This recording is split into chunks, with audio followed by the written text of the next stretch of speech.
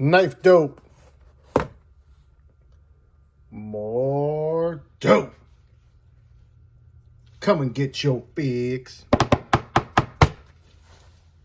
What's up, fuckers? Your boy's back with a fresh batch of dope. Knife dope. That's right, people. The hits don't stop. Got 2 batches of dope that landed today. Today is Mail Call Monday, June 12th. And we about to get into it.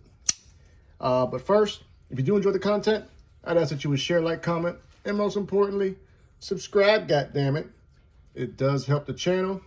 It does trick that algorithm. And it does help your boy to go viral. Okay, enough of that shit.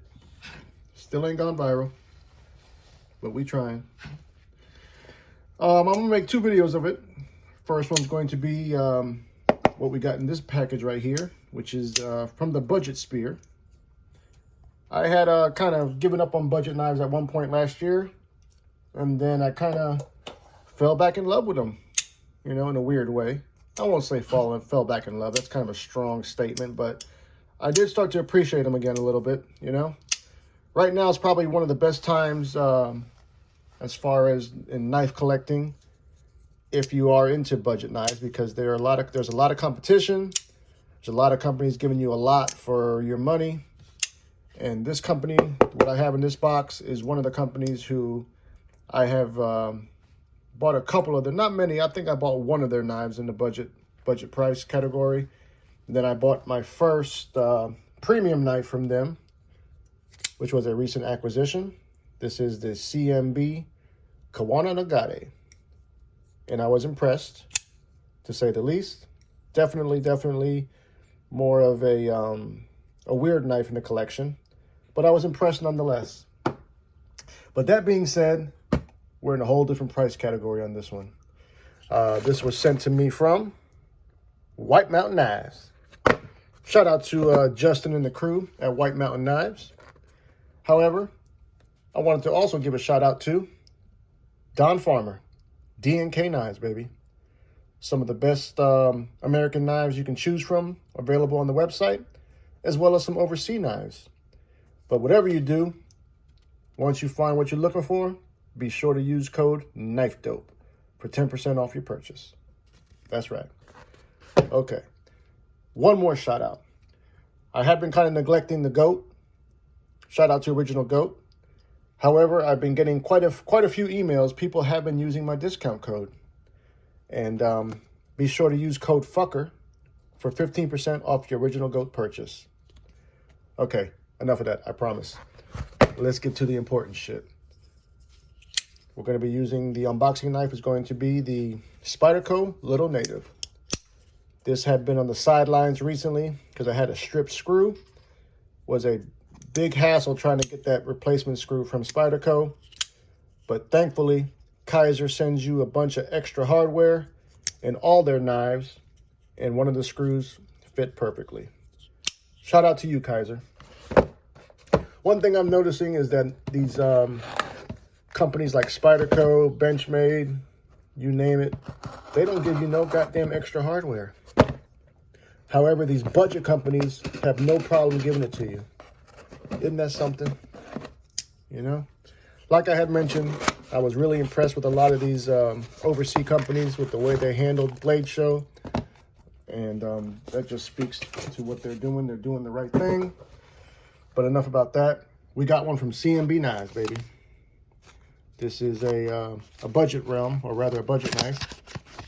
The name of this knife, not very creative. This is called the CMB Button Lock. This is a first for CMB. They don't have any button locks in their catalog. This one, there was no picture available when I ordered it.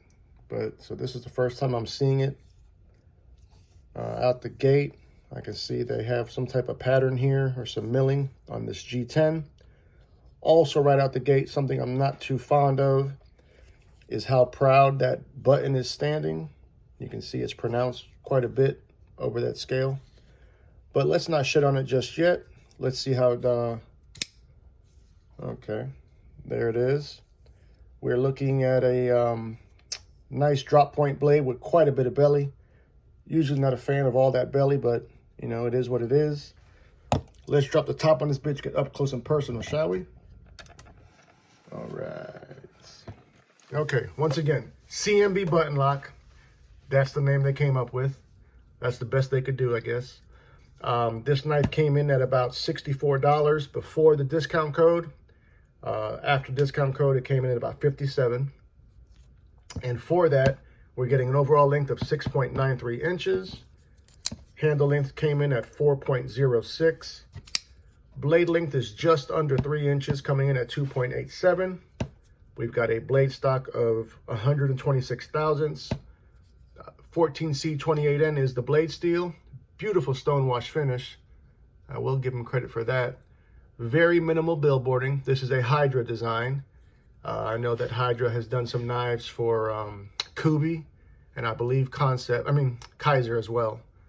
I'm sure there's probably some other brands that I'm not mentioning, but great job on the avoiding the plunge or edge termination there. They avoided the plunge, you can see. So you got some good sharpening life.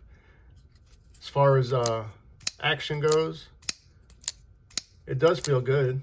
I'll give it that. Granted, the actual design leaves some to be desired.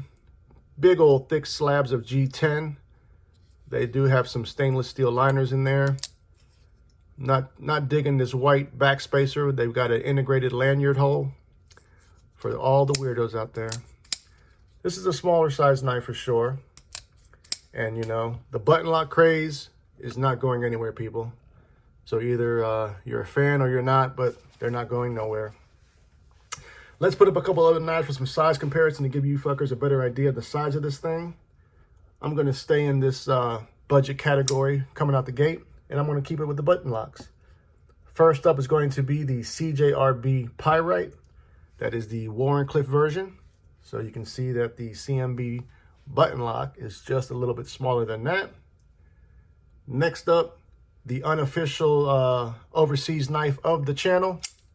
I've got a love-hate relationship with it, and that is the CJRB Echo. Hands down the best button lock, budget button lock of 2020-23, in my humble opinion. And you can see here that the CMB button lock is smaller than both of these. Let's do two more. God damn it, two more. Next up is going to be another recent acquisition in the same budget lock sphere, but this one came at a more of a premium price, and that is the Ferrum Forge Stinger button lock. So the Stinger is bigger than the CMB. Last up, one of my favorite purchases of the year, that is the Bridgeport Knife Company 395, baby. Version 2. Don't get it fucked up. So you can see here that the CMB button lock is a smaller carry of a knife, coming in at overall under 7. I don't necessarily know if this will stick around in the collection. This may just go as a giveaway. The action is good though.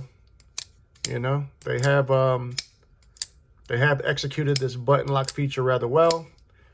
I know you fuckers are waiting for it. Let's find out. Spine whack. Yep, it held up. Now I know to a lot of people that doesn't mean shit. Really, to me, it doesn't mean a lot, but if it does fail, you know, rather easy, of course, that's something that you want to be notified about and know about. But as far as would I recommend this purchase? I don't know. I guess if you're trying to stay around 50 bucks and you want a good button lock, I'd say just instead of buying this, just go ahead and treat yourself. You know, there is a budget version to that Echo, and you can get it for about the same price, actually for a little bit cheaper. I think the budget version of the Echo came in at about 50, so about $7 cheaper. And of course, you are getting the AR RPM9 blade steel, which is a powdered steel. It's a proprietary steel of Artisan Cutlery. But I guess if you prefer the drop point, you know, drop point blade, I guess maybe you'd consider this CMB button lock. I don't know, man. I'm underwhelmed. Really not that impressed. What do you fuckers think? Let me know in the comments, goddammit. Tell me all about it. Love you, mean it. Until the next time, cut something, cut someone. Just don't cut yourself. Stay dangerous, fuckers.